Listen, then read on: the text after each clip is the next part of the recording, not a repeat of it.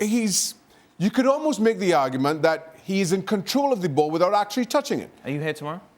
Not tomorrow. Ah. But as per the discussion and per how the law is written, and it not being offside given how the laws of the game, you cannot write laws of the game to cope with every single circumstance that happens on a football field.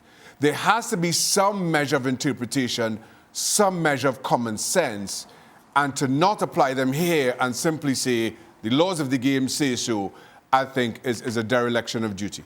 Jules? Yeah, I agree with what Shaka said. I thought it was an offside today. There was a lot of former players, of pundits at Spurs, of course, and everybody was talking about that goal, of course. Jan was there, for example, Jan Molby also.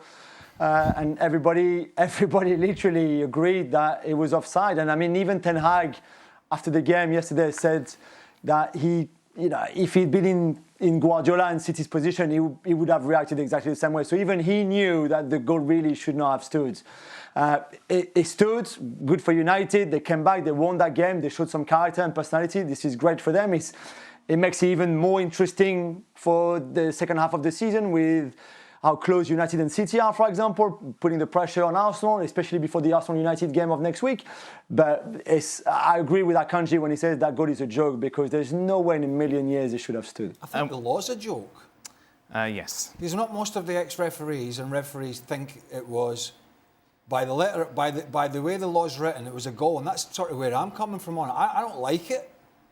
I don't like it, but you kind of knew that once Rashford never touched it and Fernandes was coming from that deeper position, I knew as soon as the referee walked over to his assistant that they were going to give it. Right. Right. And now, we can sit here and pontificate and we can talk about ex-players this and ex-players this.